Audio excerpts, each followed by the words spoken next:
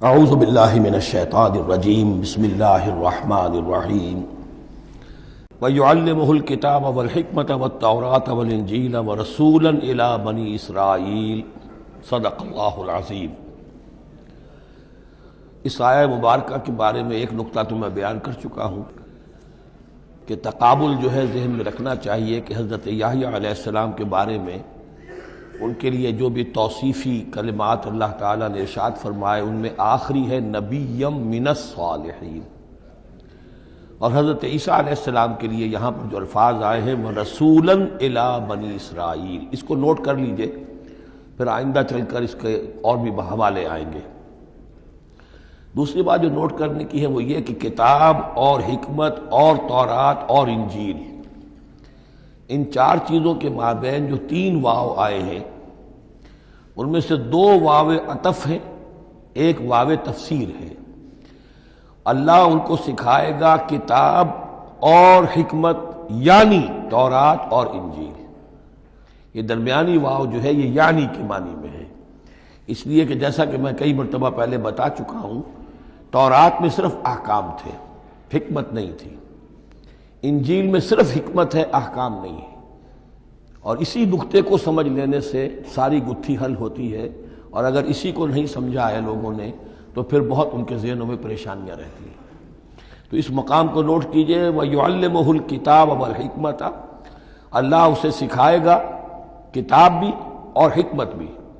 وَالتَّوْرَاةَ وَالْإِنْجِيلَ، یعنی تورات بھی اور انجیل بھی، وَرَسُولًا إِلَىٰ بَنِي إِسْرَائِيلَ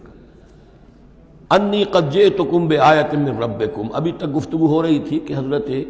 مریم سلام علیہا کو یہ ساری خوشخبریاں اللہ تعالیٰ کی طرف سے دی گئی۔ اب یوں سمجھئے، to cut a long story short, درمیان کا وقفہ، ان کی ولادت ہوئی، وہ پلے بڑھے، وہ ساری تاریخ بیچ میں سے حذف کر کے نقشہ کھینچا جا رہا ہے اب کہ حضرت مسیح علیہ السلام نے اب اپنی دعوت کا آغاز کر دیا ہے۔ انی قد جئتکم بآیۃ من ربکم، میں تمہارے پاس آیا ہوں تمہارے رب کی طرف سے نشانی لے کر۔ انی اخلق لکم من الطین کہیئۃ الطیر، کہ میں تمہارے سامنے یا تمہارے لیے بناتا ہوں گارے سے ایک پرندے کی شکل، فانفخ فیہ، پھر میں اس میں پھونک مارتا ہوں، فیکون طیرا باذن اللہ، تو وہ بن جاتا ہے اڑتا ہوا پرندہ اللہ کے حکم سے۔ یہاں آپ نوٹ کرتے جائیے گا، ہر معجزے کے بعد باذن اللہ باذن اللہ باذن اللہ، یعنی یہ میرا کوئی دعویٰ نہیں ہے، میرا کوئی کمال نہیں ہے، یہ جو کچھ ہے وہ اللہ کے حکم سے ہے۔ وَأُبْرِئُ الْأَكْمَحَ وَالْأَبْرَصَ وَأُحْيِي الْمَوْتَىٰ بِإِذْنِ اللَّهِ، اور میں شفا دے دیتا ہوں مادرزاد اندھے کو بھی اور کوڑھی کو بھی، اور میں مردہ کو زندہ کر دیتا ہوں بِإِذْنِ اللَّهِ، اللہ کے حکم سے۔ وَأُنَبِّئُكُم بِمَا تَأْكُلُونَ وَمَا تَدَّخِرُونَ فِي بُيُوتِكُمْ، اور میں تمہیں یہ بھی بتا سکتا ہوں کہ تم کیا کھاتے ہو اور کیا چیزیں تم نے اپنے گھروں میں ذخیرہ کر رکھی ہیں۔ ان فی ذلک لآیۃ لکم، اس میں تمام چیزوں میں تمہارے لیے نشانی ہے، ان کنتم مؤمنین، اگر تم ایمان والے ہو یا ایمان لانا چاہو، یعنی یہ کہ اپنی رسالت کے صداقت اور حقانیت کے دلیل کے طور پر یہ معجزات پیش فرمائے۔ وَمُصَدِّقًا لِمَا بَيْنَ يَدَيَّ مِنَ التَّوْرَاةِ، اور میں تصدیق کرتے ہوئے آیا ہوں اس کی کہ جو میرے سامنے موجود ہے تورات میں سے۔ وَلِأُحِلَّ لَكُمْ بَعْضَ الَّذِي حُرِّمَ عَلَيْكُمْ، اور تاکہ میں کچھ حلال قرار دوں تم پر وہ چیزیں جو تم پر حرام کر دی گئی ہیں۔ یہ اصل میں اشارہ ہے سبت کے حکم کے بارے میں، کہ جیسے ہمارے ہاں بھی بعض جو مذہبی مزاج کے لوگ ہوتے ہیں ان میں پھر بڑی سختی پیدا ہو جاتی ہے، غلو کرتے چلے جاتے ہیں دین کے احکام میں۔ تو سبت کے حکم میں یہودیوں نے اس حد تک غلو کر لیا تھا کہ کسی مریض کو دعا کرنا اس کے لیے کہ اللہ اس کو شفا دے دے، یہ بھی نہیں کرنا، کچھ نہیں کرنا، کوئی کام، گویا کہ یہ بھی دنیا کا کام ہے۔ لہذا اس کی ایک انتہا تک وہ پہنچ گئے تھے جن کو آ کے حضرت مسیح علیہ السلام نے پھر اس کی وضاحت کی کہ یہ چیز کے اس کی تقاضوں میں شامل نہیں ہے۔ وَجِئْتُكُم بِآیَةٍ مِّن رَبِّكُمْ، اور میں تمہارے پاس لے کر آیا ہوں نشانی تمہارے رب کی طرف سے، فَاتَّقُوا اللَّهَ وَأَطِیعُونِ، پس اللہ کا تقوی اختیار کرو اور میری اطاعت کرو۔ ان اللہ ربی وربکم فاعبدوہ، یقیناً اللہ ہی میرا بھی رب ہے اور تمہارا بھی رب ہے، پس اسی کی بندگی کرو۔ ھذا صراط مستقیم، یہی سیدھا راستہ ہے۔ آپ کو یہی الفاظ ملیں گے سورہ مریم میں انشاءاللہ۔ فلما احس عیسیٰ منہم الکفر، اب پھر دیکھیے وہی درمیانی وقفوں کو چھوڑتے ہوئے یہ دعوت میں کتنا عرصہ لگا، کئی سال کے بعد اب مخالفت ہوئی، اور مخالفت ہوئی ان کے علماء کی طرف سے۔ یہود کے جو علماء تھے شدید ترین مخالفت انہوں نے کی، ان کی مسندوں کو خطرہ ہو گیا، ان کی چودراہٹیں جو ہے وہ خطرے میں پڑ گئی، تو انہوں نے مخالفت کی۔ اور اس وقت تک ظاہر بات ہے کہ یہودیوں پر ان کے علماء کا جو ہے اثر و رسوخ بہت زیادہ تھا۔ فلما احس عیسیٰ منہم الکفر، جب عیسیٰ نے محسوس کیا ان سے کفر کی شدت کہ اب یہ مخالفت پر تل گئے ہیں، قال من انصاری الی اللہ، تو انہوں نے ایک پکار لگائی، ایک ندا دی، ایک دعوت عام دی، کون ہے جو میرے مددگار ہے اللہ کی راہ میں؟ یعنی اب جو کشاکش ہونے والی ہے، جو تصادم ہونے والا ہے، اس میں ایک حزب اللہ بنے گی اور ایک حزب الشیطان ہوگا، کون ہے جو میرا مددگار ہو الی اللہ، اللہ کے کام میں۔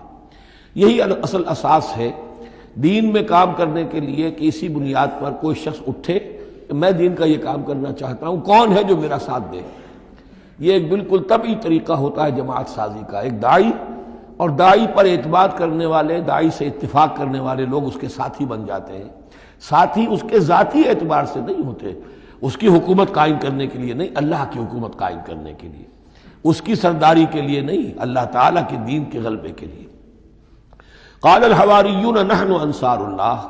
کہا حواریین نے کہ ہم ہیں اللہ کے مددگار۔ حواری جو ہے اصل میں اس کے معنی ہے دھوبی، جو کپڑے کو دھو کر صاف کر دیتا ہے۔ یہ لفظ پھر آگے بڑھا ہے اپنے کردار کو صاف کرنا، اپنے اخلاق کو صاف کرنا، لیکن چونکہ حضرت مسیح علیہ السلام کی بہت سی جو تبلیغ تھی وہ گلیلی جھیل کے کناروں پر ہوتی تھی۔ اب وہاں ظاہر بات ہے جھیل جو ہے بڑی تھی، وہ سمندر کی طرح ہے، جھیل نہیں ہے،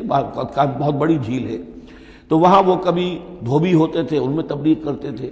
کئی مچھیرے ہوتے تھے مچھلیاں پکڑنے والے، جا کے انہیں تبلیغ کرتے تھے کہ اے مچھلیوں کے پکڑنے والوں، مچھلیوں کا شکار کرنے والوں، آؤ کہ میں تمہیں انسانوں کا شکار کرنا سکھاؤں۔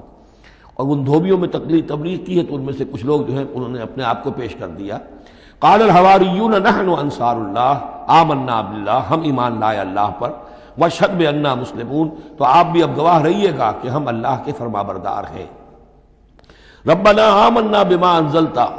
اے رب ہمارے ہم ایمان لے آئے اس پر جو تو نے نازل فرمایا، واتبعنا الرسول، اور ہم اتباع کر رہے ہیں تیرے رسول کی، فاکتبنا مع الشاہدین، تو اے پروردگار ہمارا نام گواہوں میں لکھ لے۔